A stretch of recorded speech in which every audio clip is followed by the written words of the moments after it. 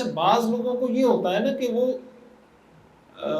یہ چاہتے ہیں کہ بچہ 1 سال میں یا 6 مہینے میں یا 1 دن میں یا 2 مہینے میں بالکل کوئی جنید بغدادی بن جائے، یا کوئی بہت ہی کوئی ایک دم کمال کی کوئی چیز بن جائے.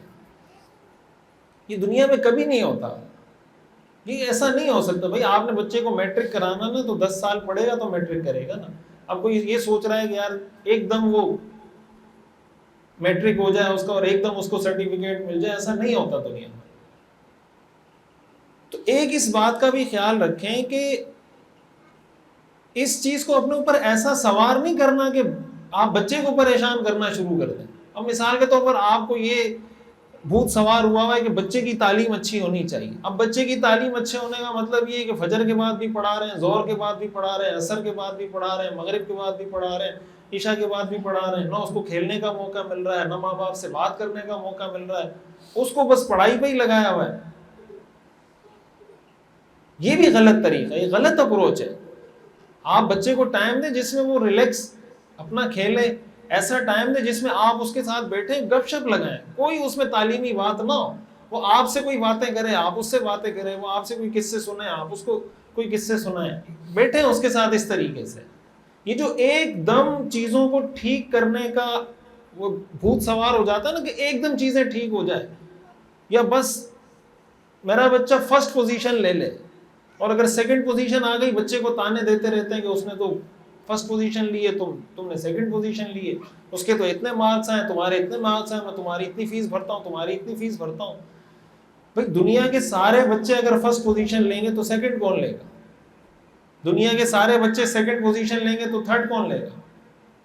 یہ اللہ کا نظام ہے. اللہ نے قرآن کریم میں آتا ہے نا وَفَوْقَ كُلِّ ذِي عِلْمٍ عَلِيمٍ، ہر علم والے کے اوپر دوسرا علم والا ہوتا ہے. ہر علم والے کے اوپر دوسرا علم والا ہوتا ہے. اگر سارے ہی ایک جیسے ہو گئے دنیا کا نظام نہیں چل سکتا. بعض بچے مطلب آپ نے دماغ میں بٹھایا ہوا نا کہ میرا بچہ ڈاکٹر بنے گا مثال کے طور پر، تو یہ ضروری نہیں کہ وہ ڈاکٹر بن جائے. اور اگر وہ ڈاکٹر بن جائے، آپ کوشش بھی کریں، محنت بھی کریں، سب کچھ کریں، سبحان اللہ ڈاکٹر نہیں بن پاتا تو جو اس کی قسمت میں اللہ نے لکھا ہے وہ بن جائے گا. آپ اس کا رخ اس طرف پھیر دیں. صحابہ کرام میں آپ دیکھیں نا، صحابہ کرام کی جو شخصیات ہیں ان کی الگ الگ صفات ہیں نا صحابہ کی. اب حضرت عمر رضی اللہ تعالیٰ عنہ کی صفت بہادری ہے، شجاعت ہے، سب جانتے ہیں. اب اس کا مطلب نہیں کہ باقی صحابہ میں بہادری نہیں تھی، لیکن حضرت عمر میں بہادری کی جو صفت تھی وہ بہت اعلیٰ تھی. حضرت علی رضی اللہ تعالیٰ عنہ کی بھی صفت بہادری مشہور ہے، ان کو اسد اللہ کہا جاتا ہے، اللہ کا شیر کہا جاتا ہے ان کو. اب یہ بہادری کی صفت دوسرے صحابہ میں بھی تھی، لیکن حضرت عمر میں، حضرت خالد بن ولید میں، حضرت علی میں باقی صحابہ سے زیادہ تھی. یہی وجہ تھی کہ آپ دیکھیں جنگوں کے اندر حضور علیہ الصلوۃ والسلام نے کئی جنگوں میں حضرت خالد بن ولید کو امیر بنایا. حضرت ابوبکر صدیق رضی اللہ تعالیٰ عنہ نے حضرت خالد بن ولید کو امیر بنایا. اب سوال یہ پیدا ہوتا ہے نا کہ اگر حضرت خالد بن ولید امیر بن سکتے ہیں، کوئی اور صحابی کیوں نہیں بن سکتا؟ بھائی کوئی اور صحابی کچھ اور کام کر رہا ہے.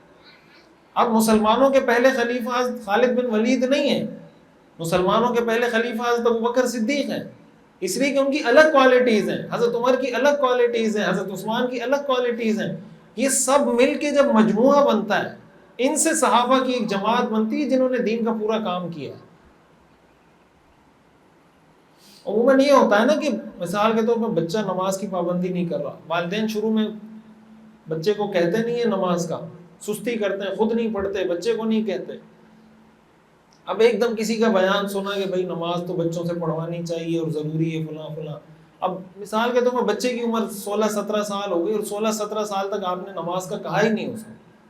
اب آپ پہ کسی بیان کا اثر ہوا، آپ ایک دم جا کے ڈنڈا لے کے سر پہ کھڑے ہو گئے کہ آج کے بعد 5 نمازیں نہیں پڑھی تو میں گھر سے نکال دوں گا. بھائی یہ کون سا طریقہ ہے؟ 16 سال تک آپ نے کچھ کہا ہی نہیں نماز کا اس کو، اور 16 سال کے بعد جو 70ویں سال کا پہلا دن شروع ہوا ہے، پہلے دن میں آپ 100% بنانا چاہتے ہیں اس کو. یہ کیسے ہو سکتا ہے؟ تدریج سے، طریقے سے، حکمت سے ان کو لے کے چلیں،